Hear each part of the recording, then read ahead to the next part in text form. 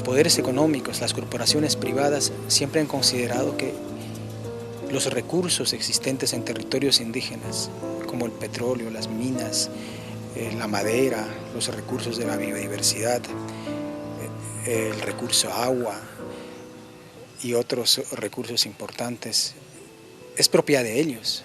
Ellos siempre han querido controlar, explotar y seguir beneficiándose de eso. Entonces, el temor básico para la derecha de conceder derecho a los pueblos indígenas sobre territorios, sobre sus recursos, es porque hay ese interés de controlar y apropiarse de esos recursos existentes en nuestro territorio. Bueno, según la Constitución, los recursos del subsuelo son propiedad del Estado, definitivamente. En el marco de los derechos colectivos se reconoce a los pueblos indígenas de gestionar los recursos del bosque, conservar ecosistemas.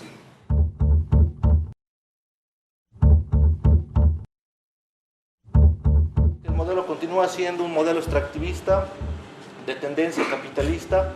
Entonces este extractivismo estatista que le llamamos nosotros, porque es un extractivismo que tiende, digamos, a la nacionalización, tiende a mejorar las condiciones en cuanto a coparticipación tributaria, todavía no ha incorporado una visión de conservacionismo, si se quiere, de los recursos naturales. En el caso colombiano, yo decía, de manera general, los indígenas están en contra, digamos, de la explotación de los recursos del subsuelo. Pueden haber diferencias, efectivamente, digamos, en el norte del país, en La Guajira, los indígenas han dejado sacar carbón, gas, de todo, y simplemente, digamos, tienen una posición de aparente asimilación y permiten negociar todos esos recursos naturales y siempre y cuando les den una plata. Pueblo Guarani queremos conservar lo que es biodiversidad, porque ningún ONG ha venido a defender a la nación guaraní, porque directo entra la empresa petrolera. En el caso del resguardo Yaiguejá-Paporis, que aquí vino un representante, Gerardo Macuna, donde ellos decidieron, digamos, constituirse como un parque nacional con la doble condición de territorio indígena y parque nacional para que con el territorio indígena protejan los recursos del suelo y con el parque nacional se puedan proteger los recursos del subsuelo, ya que en Colombia está terminantemente prohibido, digamos, la explotación de recursos del subsuelo en áreas de parques nacionales. Se acaba el petróleo y después nos quedamos cruzados, ¿qué hacemos? ¿A dónde va ese recurso? Entonces, comenzamos a analizar los problemas pragmáticos, y mucho menos la autonomía, ¿con qué financiamos? Ahí está el petróleo, está saliendo. Entonces, hay pueblos que mantienen una posición no. Por ejemplo, el pueblo Achuar, la nacionalidad Achuar, no quiere ni sentarse a la mesa de negociaciones para tocar el tema del petróleo, y sus posiciones radicalmente no. Y tenemos que respetarlo.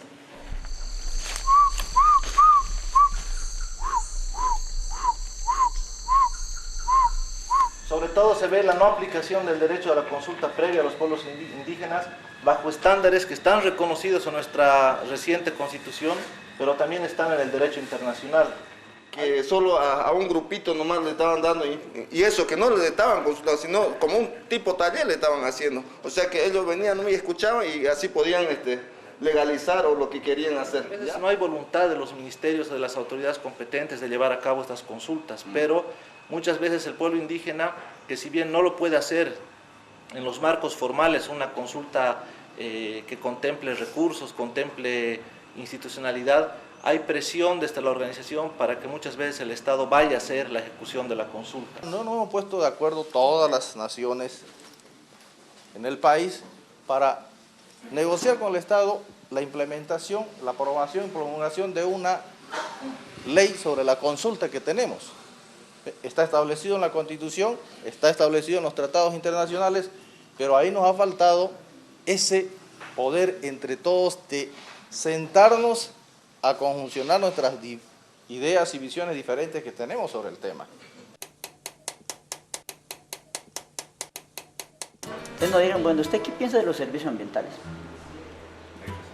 Nada, no pensamos nada, porque si usted lo piensa para negociar, eso no es para negociar. ¿Cuántos miles de años los pueblos indígenas vienen manejando los servicios ambientales? Y somos los que estamos mitigando, reduciendo desde nuestro contexto cultural. Ahora, No nos van a embolatar la cabeza, no vamos a pagarle por los servicios. ¿No? Qué pena contigo. Usted dice que usted con los recursos de los servicios ambientales va a mejorar la calidad de vida y los planes de vida de los pueblos indígenas. No. La transferencia fue una bomba para nosotros, le dije. Y no quiero que los recursos de los servicios ambientales sean la segunda bomba para los pueblos indígenas. Hemos concluido en que el proyecto en sí no es negativo, sino el mecanismo en cómo se lo implementa. Hemos concluido en que el proceso debe ser muy transparente, de quién lo dirige, qué actores se benefician, qué ONGs monitorean y quién en realidad se beneficia de los proyectos. Dentro de este marco, si hay este cumplimiento, no hay ningún problema de la implementación de estos bonos de carbono. Los pueblos con conocimiento de lo que hay detrás asuman la definición si entran o no en estos programas, pero que esta entrada no implica jamás la claudicación de justicia ambiental respecto a los países del sur con el norte. Personalmente creo que hay cosas, efectivamente, que REDD puede ser una oportunidad, pero puede ser una amenaza. Y además, si es una oportunidad o una amenaza, va a depender mucho de circunstancias y de características muy concretas de esa organización indígena.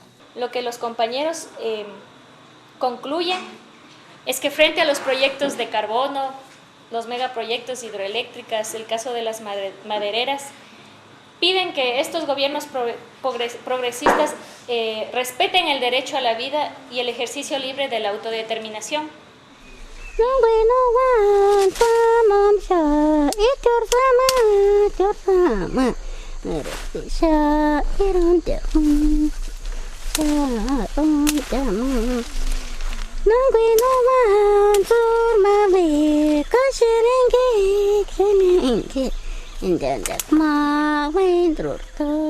Nosotros no lo castigamos como se piensa, ¿no?, de agarrarlo y darle, ¿no?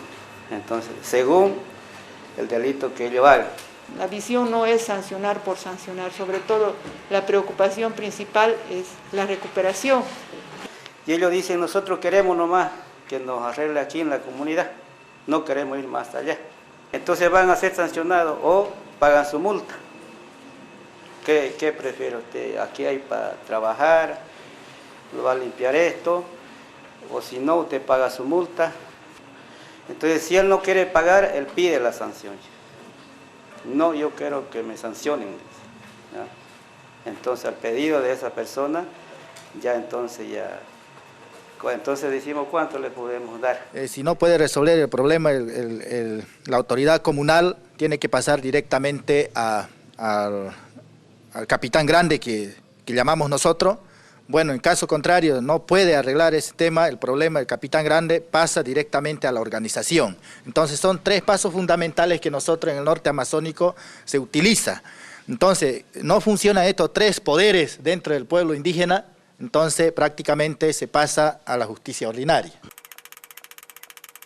Lo de la justicia propia sí está reconocido plenamente en la Constitución y en la normatividad colombiana, se ha desarrollado como la mayoría de los derechos indígenas a través de jurisprudencias, de casos que han llegado a la Corte Constitucional y que, digamos, ha tenido una visión progresista hacia el favor de los derechos de los pueblos indígenas. Hay cosas que por estatuto son definidas y que están al alcance de las autoridades locales, pero cuando esto ya tiene otra dimensión, cuando ya debe ser tratado de otra forma, entonces hay un acuerdo entre las mismas autoridades. Y entonces, según el acuerdo que estos consideren, pues se hace otro tipo de juicio. El tema de la justicia indígena es parte del ejercicio de los derechos de los pueblos indígenas. La Constitución reconoce el derecho de los pueblos indígenas a aplicar la justicia indígena, administrar la justicia indígena en el marco de sus usos y costumbres. Todavía no se ha establecido una ley específica que compatibilice la aplicación de la justicia indígena en el marco de la justicia general ordinaria del país. Y en otra información, la CIDOB justifica la golpiza a Marcial Fabricano. Explican que fue castigado bajo la justicia comunitaria, ya que rige desde hace mucho tiempo en estas organizaciones.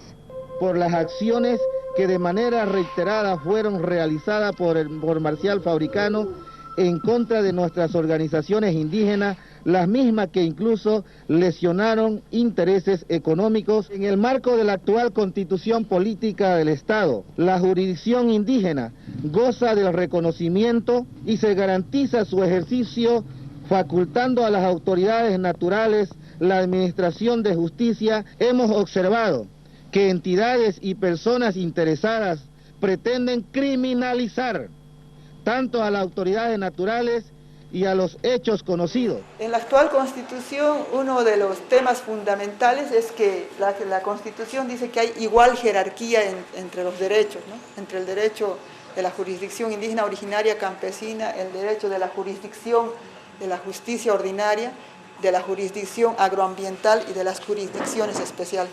Es decir, que ahora ambas están en igual jerarquía. Viola ya los derechos de los pueblos, no solamente de una comunidad, sino del pueblo íntero, como ha sucedido con Marcial Fabricano, ¿no? Desde muchos años venía haciéndose porque era empleado de Podemos, más que todo un partido político, tenía fuerza, tenía recursos, entonces agredía a la gente, se entraba por un lado, nosotros con la policía, con los empresarios, hacía contratos, entonces ahí es donde la gente ya se enoja, pues. En el TINI son 64 comunidades, hay un encuentro de corregidores grande y saca una resolución, que ya había otra primera, entonces no se lo consiente, no tiene pisada, digamos allá, ¿no? Primero le dicen, no, váyase, y no quiso, porque él, en lugar de levantar y dice, se sienta, muy bien, entonces usted se va a someter a lo que nosotros vamos a decidir. Parece que las resoluciones que dicta la autoridad indígena son resoluciones de cosa juzgada. Es decir, ninguna autoridad de la justicia ordinaria podrá decir que esa resolución está mal o que tiene que revisarla, digamos, no. Es cosa y tiene cosa de valor juzgada y tiene que ser atacada, tanto por los miembros de la comunidad y respetada por las otras jurisdicciones. Y hubo un caso donde también en el Cauca que cogían a la gente y le daban unos latigazos, entonces se llevó eso a la Corte Constitucional y la Corte lo que dijo era que eso era, digamos, como una práctica tradicional y que estaba dentro de su marco cultural hacerlo y que de pronto era más grave meter a una persona en una cárcel que pegarle 4 latigazos y ya devolverla para su casa, ¿no?